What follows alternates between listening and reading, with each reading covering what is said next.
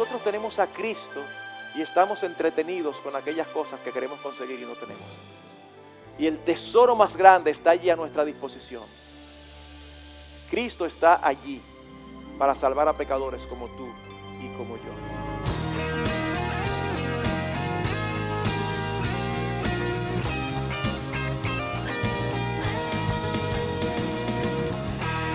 Bien, mis hermanos, vamos a predicar acerca de este pasaje de Números 11. Si alguien llegó después de la lectura de Números 11, no lo vamos a repetir, así que puede abrir su Biblia en esta porción. Escuché en alguna ocasión que en algunas partes de México se produce un fenómeno natural donde se encuentran fuentes de agua caliente y de agua fría, una al lado de la otra. Y las mujeres de la zona se benefician porque lavan las ropas en el agua caliente y luego las enjuagan en el agua fría. Así que en una ocasión un turista que observó el fenómeno le preguntó al guía: bueno, yo supongo que estas señoras estarán muy agradecidas de la madre naturaleza, como dicen los inconversos, para no dar gloria a Dios. Están muy agradecidas de la madre naturaleza, de que le provee agua fría y caliente tan cerca una de la otra, y además de eso gratis. Y el guía le dijo: no, señor, hay mucho descontento y queja porque no se le proporciona también el jabón. Uno se sonríe cuando escucha algo como esto, pero ¿saben qué? Es una historia que nos refleja a ti y a mí. Cada vez que llega a nuestras vidas algo que no es conforme a lo que nosotros pensamos o a lo que nosotros queremos, inmediatamente se levanta en nuestro corazón la queja. Y es precisamente lo que nosotros vemos en este capítulo 11 de Números. Allí se nos relatan dos eventos diferentes. El primer evento ocurre en los primeros 3 versículos y luego el resto del capítulo habla de otro evento. Sin embargo, ambos eventos tienen un denominador común y es la queja del pueblo contra Dios porque las cosas no salen como ellos querían. Para contextualizar un poquito, debemos recordar en qué momento de la historia de Israel ocurre esto. Ellos habían salido de Egipto después de 400 años donde habían llegado a ser esclavos, y entonces Dios los saca con mano poderosa después de las 10 plagas, el cruce del Mar Rojo, y en lugar de dirigirlos a la tierra prometida que se llegaba en aproximadamente 15 días, Dios los manda al sur, a la península de Sinaí. ¿Por qué? Porque Él quería prepararlos antes de que entraran a tomar posesión. Así que alrededor de Sinaí, mientras se les daban las leyes divinas, ellos duran aproximadamente 1 año. Y luego de todas las cosas que ocurren ahí, ellos parten hacia Canaán, hacia la tierra prometida. Y es precisamente en este transcurso, saliendo desde Sinaí, subiendo al norte hacia Canaán, donde ocurre esto. En los primeros 3 versículos dice que ellos empezaron a quejarse contra Dios y Dios se airó y salió fuego del cielo y consumió una parte del campamento. Y cuando hablamos de una parte del campamento, no hablamos de solamente tiendas de campaña, sino personas fueron juzgadas. Luego en el resto del capítulo vemos cómo ellos empiezan a quejarse porque hace tiempo que no comían carne. Y este deseo de comer carne se convierte en algo tan importante para sus vidas que ellos... Es impresionante, delante de las tiendas llorando como si fueran niños, queremos carne. Y dice que Dios se airó y mandó una plaga entre ellos, le mandó codornices, miles y miles de codornices. Algunos piensan que esto es extraño o dudan de los milagros de Dios. Dios puede hacer lo que Él quiera. Sin embargo, déjenme decirles que hay documentado que es común que en ciertas épocas del año hay ciertas codornices que se cuentan por miles y decenas de miles que anidan en el desierto. Así que cuando nosotros vemos una escena como esta, formados en la generación actual, uno inmediatamente empieza a cuestionar a ese Dios. Porque a nosotros nos encanta que se nos hable de un Dios de amor. Y Dios es amor. Pero no se nos gusta que se nos hable de un Dios de ira.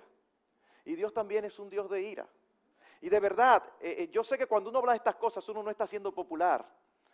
Pero no es popular el médico que le dice al paciente lo que quiere oír, sino que le dice lo que tiene para que pueda encontrar la solución a su problema.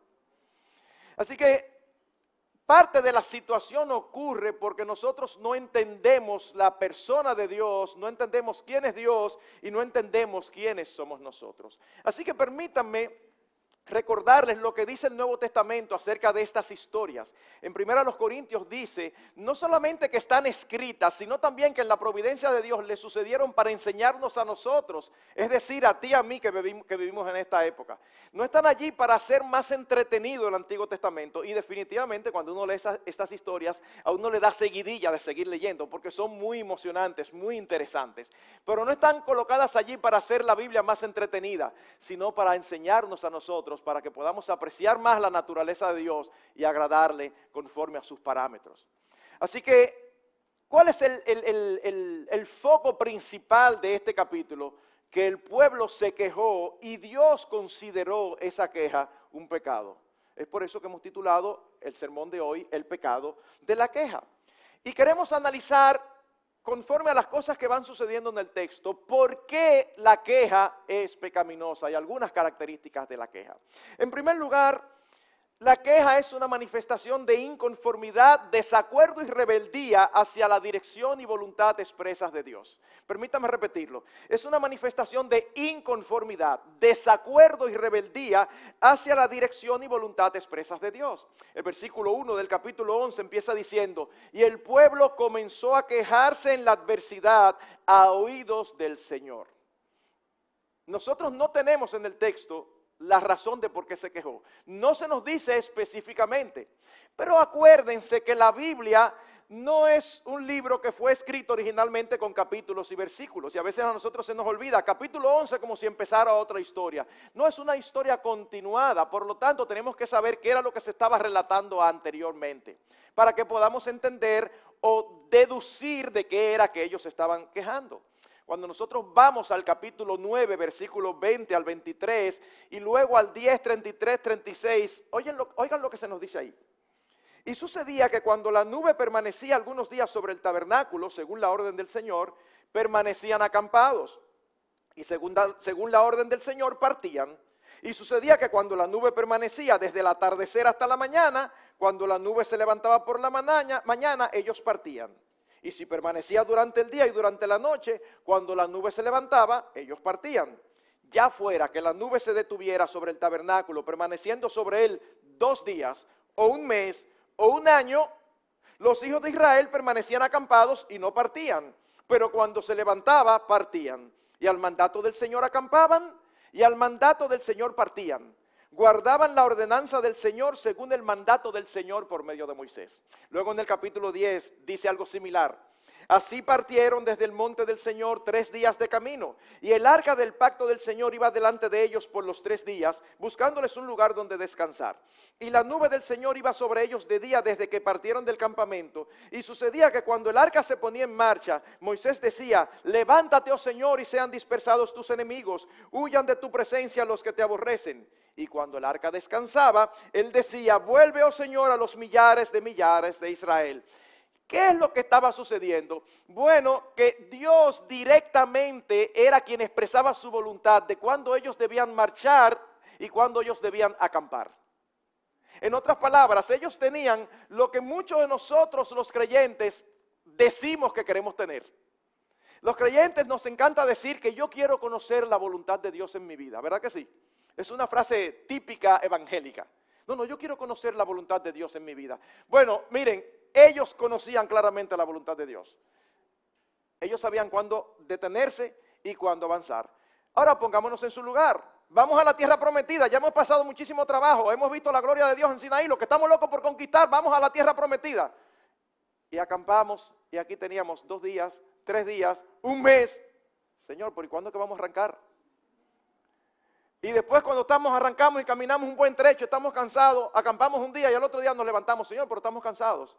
Porque no sé por qué, todos somos iguales, no importa la época. Generalmente estamos en disonancia con la voluntad de Dios. Dios quiere una cosa, generalmente, y nosotros queremos otra. Así que nosotros no somos diferentes, mis hermanos. Ante cualquier situación que no entendemos o que consideramos incómoda o desagradable, tendemos a quejarnos. ¿O no es así? No somos todos iguales en mayor o menor grado.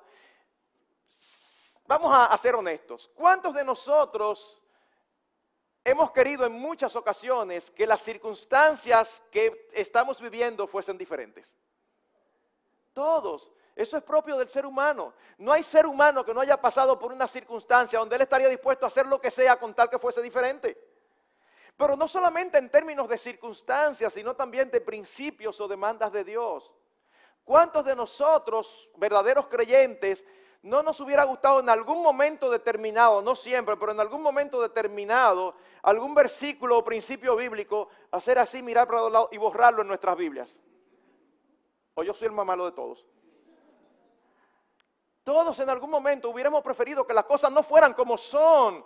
Pero ¿saben, mis hermanos, por qué la queja es inaceptable para el cristiano? Porque la queja atenta directamente contra la naturaleza de Dios, contra el carácter de Dios. Cuando nosotros nos quejamos de cualquier circunstancia, no importa lo difícil, lo grande o lo pequeño que sea, nosotros estamos atentando contra la naturaleza de Dios. Porque nosotros estamos diciendo que o Dios no es sabio, o Dios no es todopoderoso, o Dios no es amor. En otras palabras, yo quiero que las cosas sucedan así y Dios no me la manda así, Dios me la manda así.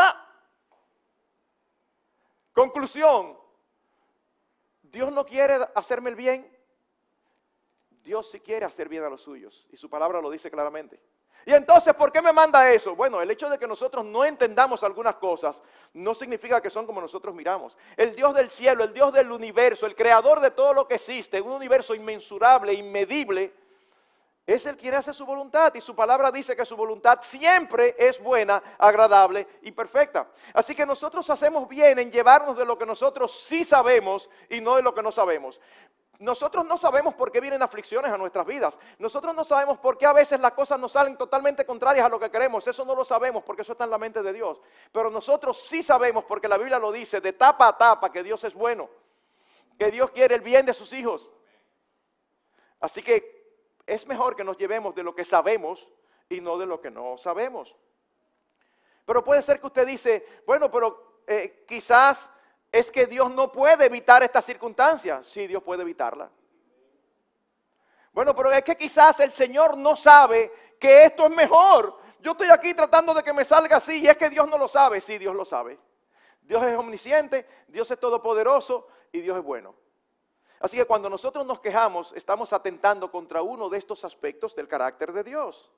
Dice la Escritura en Isaías capítulo 55, versículo 8 y 9, que los pensamientos de Dios son más altos que los nuestros. Por tanto, no podemos entender todo lo que ocurre en nuestras vidas, pero sí podemos y debemos recordar siempre cómo es su voluntad. Buena, agradable y perfecta. Pero en segundo lugar, la queja es pecaminosa porque es una manifestación de ingratitud y menosprecio hacia lo que Dios nos ha dado. Es una manifestación de ingratitud y menosprecio hacia lo que Dios nos ha dado. A partir del versículo 4, el pueblo empieza a quejarse del maná, pues ellos estaban cansados de comer lo mismo todo el tiempo. Ahora, no se crean que nada más había una forma de comer el maná, no era que agarraban el maná y se lo comían. El mismo texto dice que habían diferentes formas en que lo preparaban. ¿Ustedes han visto esos ingredientes que sirven para todo? Que se hacen de todas las maneras, el maíz, la yuca, la papa, el plátano, de todas las maneras, habido y por haber, sancochado, en pastelón. Bueno, el maná se hacía de muchísimas maneras. Así que no era que ellos no tenían variedad, sin embargo, ellos empiezan a quejarse del maná. Ahora, hermanos, pensemos por un momento lo que era el maná. Eso era algo milagroso, era algo sorprendente y único. Caía todos los días durante 6 días a la semana y ellos lo tomaban para ese día. No lo podían guardar porque si lo guardaban al otro día amanecía podrido. Menos el que caía el sexto día. El del sexto día no se podría. No sé por qué, porque el séptimo día no caía. ¿Y quién hacía esto? Dios. Era algo milagroso.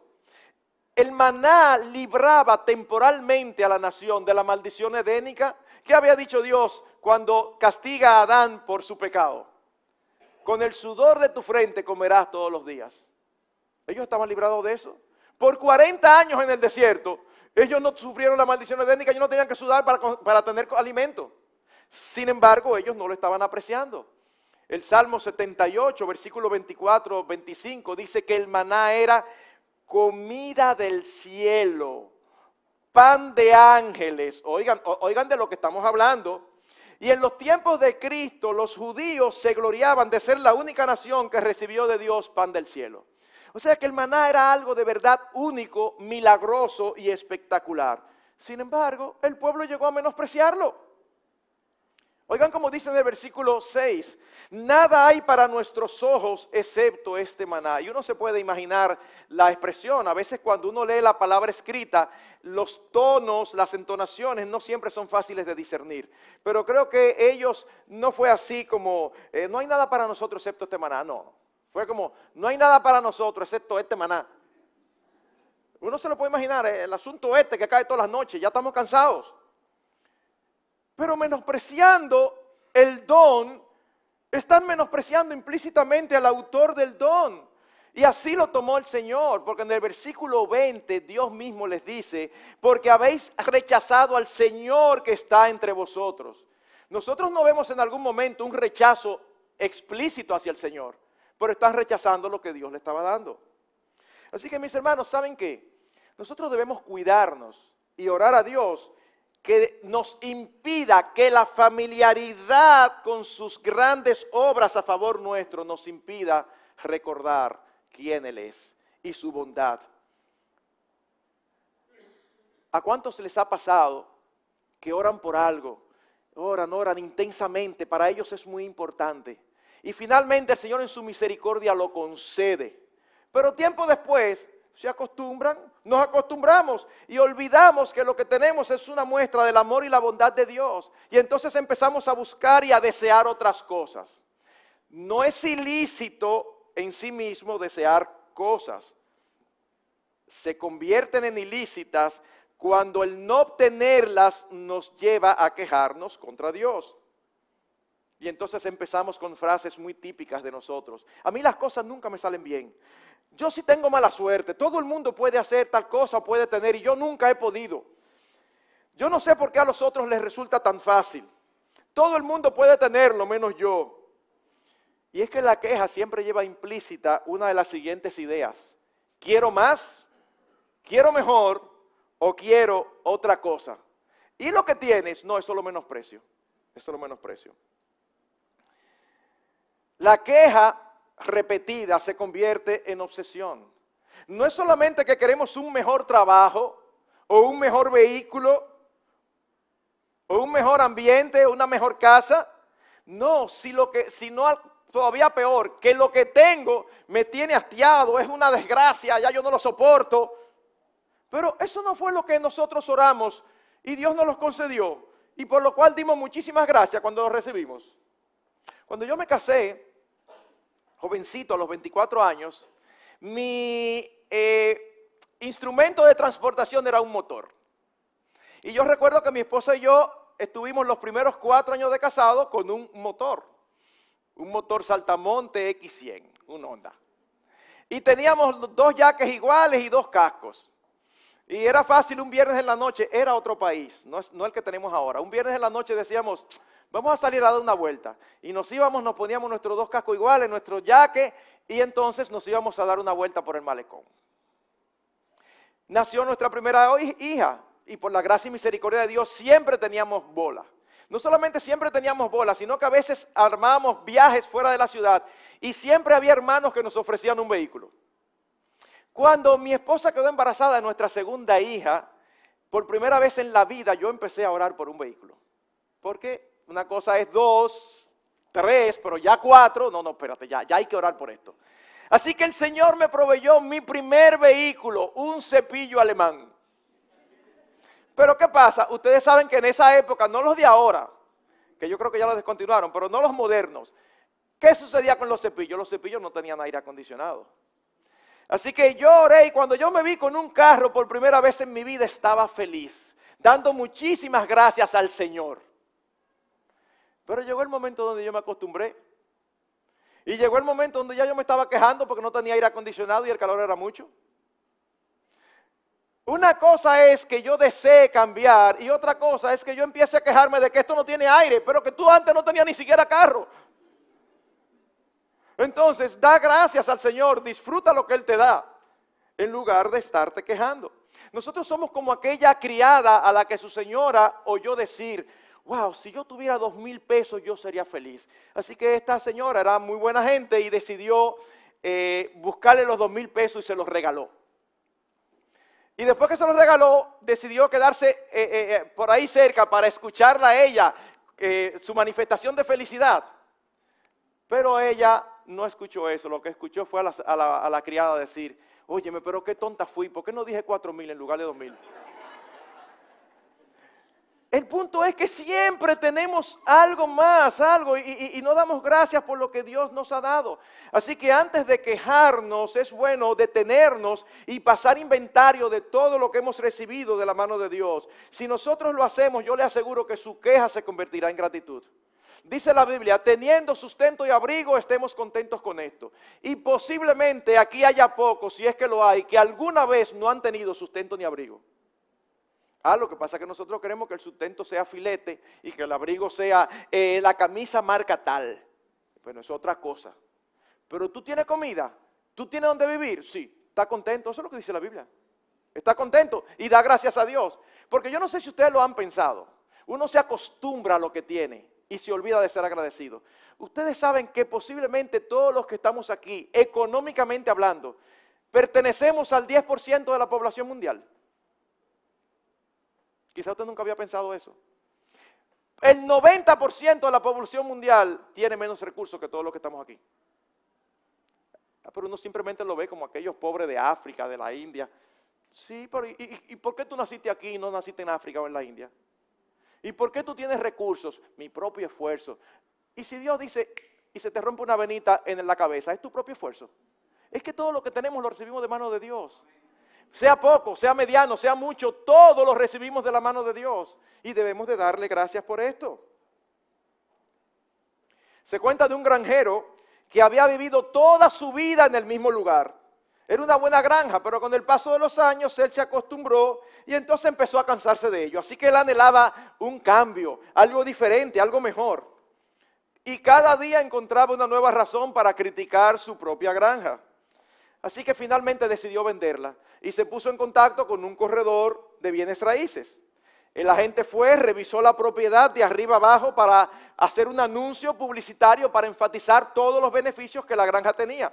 Así que él hizo el anuncio, lugar localizado idealmente, equipo moderno, ganado sano, tierra fértil, etc.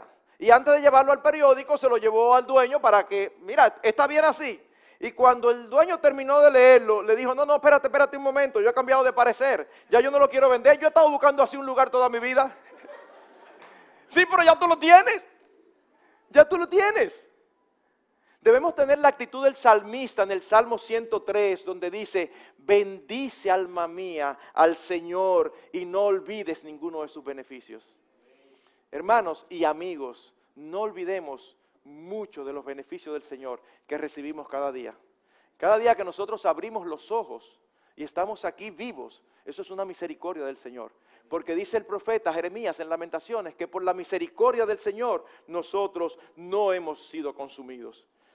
Y el versículo 10 de este Salmo 103 dice, no nos ha tratado según nuestros pecados, ni nos ha pagado conforme a nuestras iniquidades. Todos nosotros los que estamos aquí, aun aquellos que estemos pasando por dificultades y aflicciones, tenemos mucho más de lo que merecemos. Y eso es una misericordia del Señor por la que debemos dar gracias. Pero en tercer lugar, la queja es pecaminosa porque es una manifestación de injusticia. ¿Por qué? Porque la queja tiende a magnificar lo bueno de lo malo y lo que consideramos malo de lo bueno. Tiende a magnificar lo bueno de lo malo y lo que consideramos malo de lo bueno. Oigan, de verdad, es que uno tiene una lucha porque uno dice, qué bárbaros son estos israelitas. Pero después uno dice, qué bárbaros somos, porque es que somos iguales. Lo que pasa es que ustedes han visto que uno cuando ve el mal en el otro, siempre es más grande. El mismo mal en nosotros es entendible porque hay circunstancias, pero en el otro es una barbaridad. Eso es algo típico. Y cuando uno lee esto, uno dice, wow, qué barbarazos son. Sí, igualito que tú y que yo. Oigan lo que ellos dicen en los versículos 5 y 6. El pueblo se acordó de los pepinos, de los melones, de los puerros, de las cebollas y de los ajos que comíamos gratuitamente. Ajá, y eso era lo único que ustedes hacían en Egipto. Ustedes no se recordaban de los fuetazos que le daban cada vez que no completaban la labor. Ustedes no se recordaban cómo trabajaban de sol a sol y terminaban extenuados y muchas veces no podían. Ustedes no se recordaban que ustedes no tenían libertad. No, en ese momento, oigan, los pepinos, los puerros. ¡Wow! Sus niños fueron asesinados. Vivían angustiados, dice Éxodo.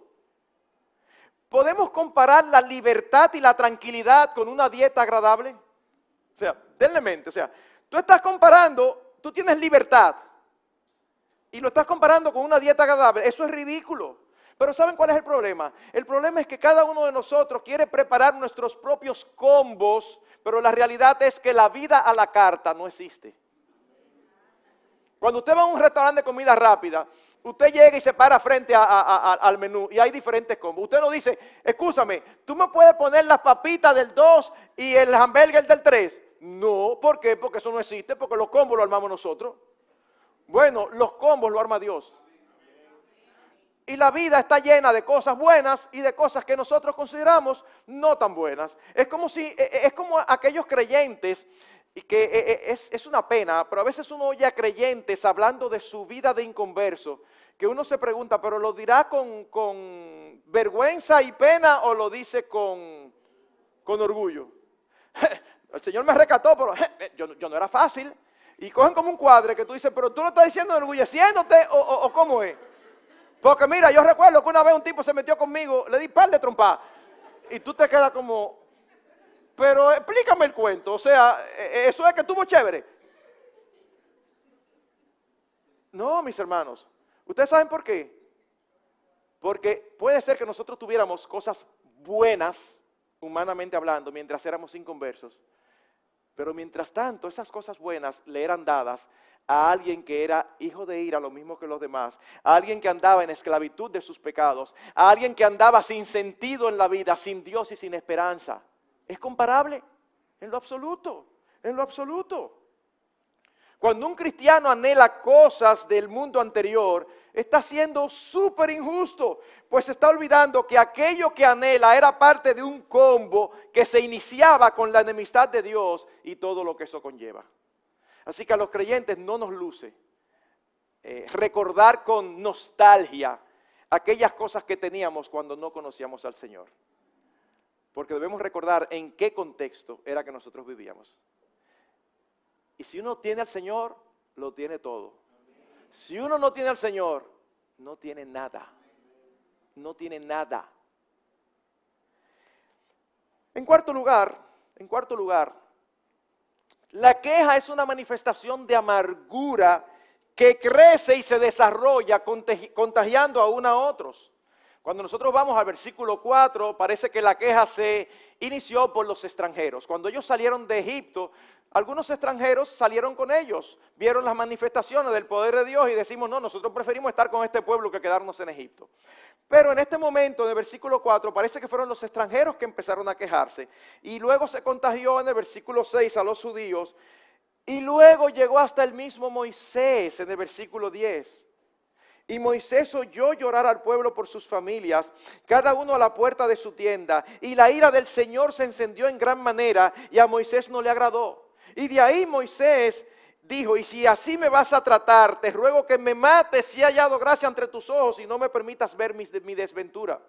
Hermanos, a veces los creyentes vemos a los líderes espirituales que el Señor pone sobre el rebaño como si fueran ángeles encarnados. No, nosotros los pastores somos hombres igual que ustedes y también nos desalentamos y también somos tentados. La queja es algo que se expande.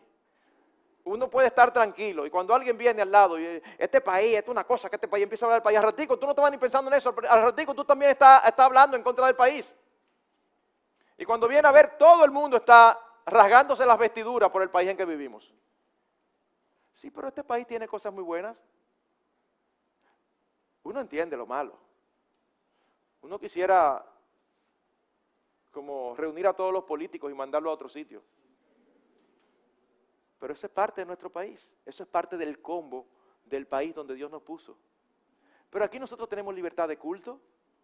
Ustedes saben que hoy, en este mismo instante, hay hermanos creyentes en otros lugares del mundo, hoy, en este mismo instante, que están así reunidos como nosotros, pero subrepticiamente en la clandestinidad, porque si los encuentran, pueden sufrir no solamente prisión y tortura, sino hasta la muerte.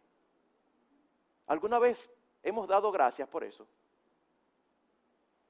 Así que cuando nos quejemos, recordemos lo más importante.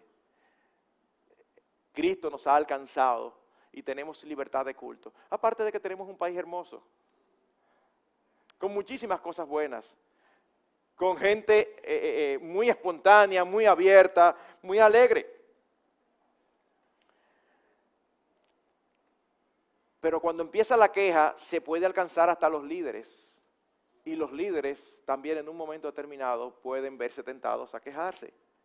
La inconformidad es el sello de una persona amargada. Si permitimos que la queja se apodere de nosotros, nuestra forma de ser cambiará y nos convertiremos en personas agrias, no amables y explosivas. Y sin yo conocerlos, estoy seguro que todos ustedes conocen a personas agrias, no amables y explosivas. Y adivinen qué, generalmente son personas amargadas. Amargadas contra la vida, amargadas contra la familia, amargadas contra sus circunstancias, amargadas de amargadas, de todo. Al pueblo no le importó que Dios los había hecho su especial tesoro. Ellos querían carne. A Dios no les importó que Dios le había mostrado su gloria en Sinaí, que los había librado milagrosamente en medio de las plagas. A ellos no les importó nada de eso. Ellos querían carne. Y algo tan sencillo los transformó en un pueblo amargado. Uno a veces tiene que leer las escrituras con un poquito de imaginación. No era que ellos estaban chupiteando, este maná. Hermanos, es que llegó a unos niveles vergonzosos. Dice que el pueblo estaba llorando. El que pasaba por ahí en ese momento decía, ¿pero qué fue? ¿Se te murió alguien? No, no se me murió nadie. ¿Por qué tú lloras? Porque quiero carne. Denle mente. Se puede convertir hasta en algo irracional cuando nosotros damos lugar a la queja y a la inconformidad. Pero en quinto lugar, la queja es una manifestación de desconocimiento negligente de los propósitos buenos de Dios para nosotros. Y cada palabra tiene importancia. Es una manifestación de desconocimiento negligente de los propósitos buenos de Dios para nosotros. Oigan cómo la razón se pierde cuando nosotros damos lugar a la queja. En el versículo 20 ellos dicen, ¿y por qué salimos de Egipto? ¿Cómo que por qué salieron de Egipto? Ya ustedes no se recuerdan. Ustedes salieron de Egipto porque ustedes me oraron a mí para que yo los sacara porque estaban desesperados. Usted va al libro de Éxodo y usted lo nota, que dice la Biblia, que ellos estaban ya, que no aguantaban más. Y dice que el pueblo de Israel completo clamó a Dios, sácanos de aquí, Señor, libéranos. Bueno, y Dios respondió su oración. Y ahora ellos dicen, ¿y para qué fue que tú nos trajiste para acá? De verdad. Dios les dijo a dónde lo iba a conducir. Dios les dijo que tenía una tierra que les iba a dar. Dios les dijo que los iba a hacer un pueblo especial para que sirviera de luz a otras naciones. ¿Cómo que por qué? Hermanos, y no es lo mismo para el cristiano. Dios ha establecido claramente cuál es el propósito de Dios en la vida de nosotros como cristianos. Dios nos ha dicho que Él nos hizo a ti y a mí para su gloria y para que gocemos de comunión con Él por siempre. Ese es el propósito central. Todo lo demás está supeditado a eso. Dios nos rescató de una vida de pecado y nos salvó para que nosotros demos gloria a su nombre y para que nos gocemos en la comunión con Él. Eso significa que cada circunstancia que Él dirige o permite tiene el sello de ese propósito. Nosotros tenemos varios ejemplos en las Escrituras de eso. ¿Ustedes recuerdan el caso de Lázaro? Un caso muy conocido, aún el no creyente sabe que hay un tal Lázaro que fue resucitado por el Señor. Bueno, oigan lo que dice Juan capítulo 11, versículo 4. Cuando Jesús lo oyó, es decir, que Lázaro estaba enfermo, el Señor dijo, esta enfermedad no es para muerte, sino para la gloria de Dios, para que el Hijo de Dios sea glorificado en medio de ella. ¿Y qué sucedió después? Que Lázaro murió. ¿Y qué sucedió después? Que el Señor llegó y ya tenía 4 días de muerto. Y cuando Él dijo, levanten, quiten la tapa de la tumba. Señor, no. Y Ede ya dice, quiten la tapa de la tumba. Lázaro, ven fuera. Y Lázaro es resucitado. ¿Qué sucede? La gloria del Señor Jesucristo es expuesta delante de todo el mundo. Pero eso es muy chévere, uno leerlo cuando le pasa al otro. Pero ¿y si a ti te dicen que tú o un familiar tuyo va a morir para dar gloria a Dios? ¿Tú quisieras eso? ¿Saben qué? Es que el punto es que el escenario universal, los protagonistas no somos tú y yo. El gran protagonista y autor de la obra es el Señor. Y mientras nosotros vivamos en este mundo pensando que nosotros somos el centro del universo, nosotros vamos a estar sufriendo decepción tras decepción, al mismo tiempo que no vamos a poder ser felices porque no estamos funcionando para aquello para lo que fuimos creados, que fue para dar gloria a Dios y tener comunión con Él por siempre. Luego en Juan capítulo 9 nosotros vemos que había un ciego de nacimiento. O sea, el niño nació ciego. Y oigan la pregunta del pueblo al Señor Jesucristo. Señor, ¿quién pecó, este o sus padres, para que él naciera ciego? Y el Señor le dice, no, eso no significa que pecó nadie. Él dice en el versículo 3, Jesús respondió, ni este pecó ni sus padres, sino que está ciego para que las obras de Dios se manifiesten en él. ¿Cómo? El Señor hizo que un niño naciera ciego y que se esperaran 20, 25, 30 años para manifestar su gloria. Ay, pero eso está fuerte. Bueno, nosotros lo vemos fuerte cuando los protagonistas de esta escena somos nosotros. Pero si nosotros entendemos que lo más importante es la gloria de Dios, entonces nosotros dirimos, gloria a Dios, Señor, por lo que hiciste. Y sana al ciego. Lo que estamos diciendo es que el Señor va a usar lo que sea para cumplir sus buenos propósitos en nuestras vidas. Y a veces lo que sea no es lo que tú y yo queremos. A veces está muy lejos de lo que tú y yo queremos. Pero ¿cuántos testimonios nosotros no hemos conocido de personas que despotricaban contra Dios? Algunos hasta decían ser ateos. O no eran ateos conceptuales, pero eran ateos prácticos, como lo es todo aquel que no se ha convertido. Es un ateo práctico. No, yo creo en Dios, yo creo en Dios, yo creo en Dios. Pero tú vives como si yo no existiera. Tú vives tu vida, tú tomas tus decisiones, tú haces tus reacciones, tú vives todo sin tomar en cuenta a Dios. Así que tú eres un ateo práctico. Y nosotros hemos oído vez tras vez historias de cómo el Señor los acorraló y los llevó hasta el polvo para que entonces allá ellos dijeran, ya está bueno de luchar con Dios. Y entonces Dios los trae a salvación. ¿De qué le vale al hombre si ganara todo el mundo y perdiera su alma? Una persona que venga a salvación lo ha encontrado todo y ha hecho el mejor negocio de su vida. En cada situación que se nos presenta, nosotros tenemos 2 alternativas. O la consideramos parte del propósito de Dios para nosotros, o nos quejamos. Esas son las únicas 2 alternativas. Con la queja no logramos nada, solamente ira de Dios y amargura de corazón. Pero si nosotros aceptamos las dificultades en nuestras vidas como de mano de Dios y le oramos, Señor, hazme entender qué tú quieres con esto en mi vida para yo hacer las cosas bien, vamos a salir fortalecidos. Y vamos a incrementar nuestra relación y nuestro deleite de la comunión con Él. Finalmente, muchas veces la queja, no siempre, pero muchas veces la queja es manifestación de codicia. ¿Y qué es la codicia? Es un deseo vehemente, desordenado, fuerte, pero que es pecaminoso. Por ejemplo, en Éxodo 16, no cuando salieron de Sinaí, sino cuando iban camino a Sinaí desde Egipto, bajando al sur, el pueblo se quejó en un momento por falta de alimento y Dios le dio el maná. Luego en Éxodo 17 se quejó por falta de agua y Dios sacó agua de la roca. Eso no era codicia. El pueblo no debió quejarse, debió más bien clamar a Dios. Pero no era codicia, porque lo que ellos estaban clamando era algo que eran necesidades. Pero aquí en Números 11, ellos están clamando y quejándose por algo más o por algo diferente. Son 2 cosas totalmente diferentes. Nuestro problema generalmente es que no encontramos satisfacción. Somos como la sanguijuela de Proverbios 30:15 que dice, dame, dame, dame y nunca se sacia. Leí una historia real con esa ingenuidad que los niños tienen. Uno como adulto piensa, pero hay cosas que uno sabe que no se dicen y uno tiene un poquito más de prudencia. Pero ustedes saben que los niños, lo que les pasa por la cabeza, lo tiran.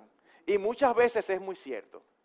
Así que había un hombre que era dado a la insatisfacción. Frecuentemente él ponía los ojos y el foco en aquello que quería pero que no tenía. Así que en un momento había un invitado en su casa y empezaron a hablar acerca de comida. Y su hija pequeña iba nombrando los platos favoritos de cada miembro de la familia. Y a mamá le gusta esto, y a mi hermana le gusta esto, y a mi hermano le gusta esto. Y cuando llegó el turno de su padre muy tranquilo le preguntó, mija, ¿y a mí qué es lo que más me gusta? Y ella con toda su inocencia dice, papi, a ti lo que más te gusta es lo que en aquel momento no tenemos. Mire si lo conocía bien. ¿Cómo es posible que siempre estemos concentrados y pensando en lo que no tenemos y nos olvidamos de todo lo que sí tenemos en Cristo? Así que mis hermanos, y con esto concluyo, no permitamos que las situaciones estén sobre nosotros, socavando nuestra condición espiritual y destruyéndonos emocionalmente. La queja solamente nos acarrea dificultades, nos impide disfrutar de lo que tenemos, nos quita el gozo y puede acarrear juicio de Dios sobre nuestras vidas, aún manifestado en darnos lo que queremos para luego mostrarnos su ira. Fíjense, el Señor dijo, ¿ustedes quieren carne? Yo le voy a dar carne. Y cuando empezaron a comer carne, el Señor mató a un grupo. A veces, el castigo que Dios trae sobre nuestras vidas, ¿saben lo que es? Darnos lo que nosotros queremos. Alguien insensato y que no conoce al Señor, diría, ay Señor, castígame. Porque a la gente le encanta hacer su voluntad. Pero hermanos, eso es lo peor que pudiera suceder. ¿Ustedes recuerdan Romanos 1, cómo habla de que los hombres no aprobaron tener en cuenta a Dios? ¿Ustedes recuerdan cuál fue el castigo en Romanos 1 para aquellos que no quieren tener en cuenta a Dios? Dice que Dios los entregó. ¿Y a qué Dios los entregó? Yo voy a quitar mi mano, mi gracia que te frena de hacer lo que tú quieras. Yo la voy a quitar.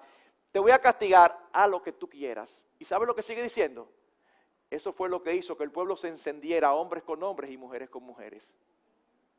Esa depravación que existe al día de hoy, que cada vez va a ser más políticamente incorrecto decirlo, pero siempre va a ser bíblicamente correcto, es fruto de entregar al hombre a sus propios deseos.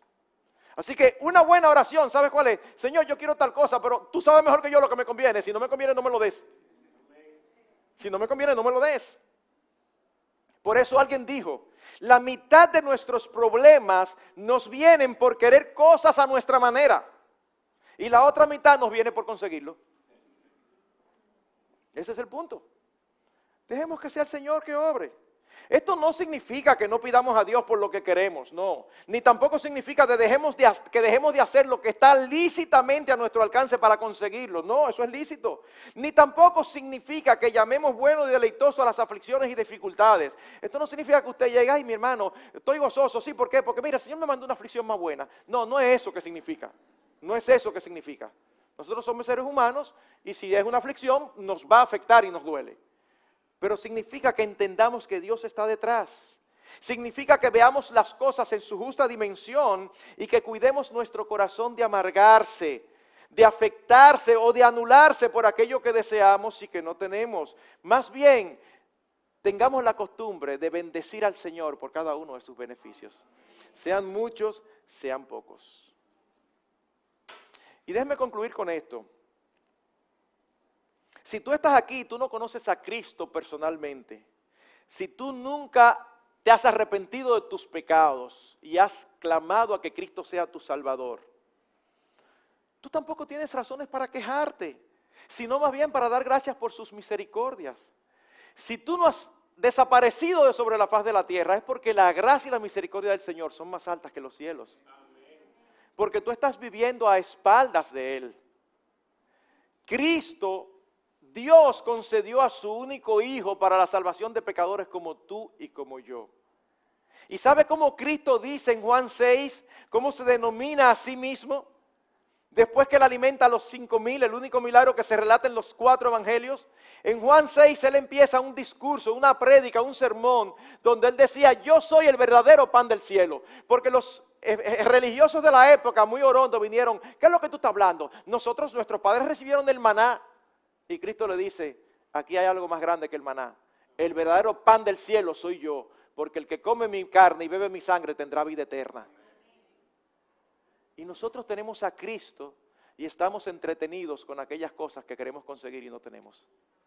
Y el tesoro más grande está allí a nuestra disposición.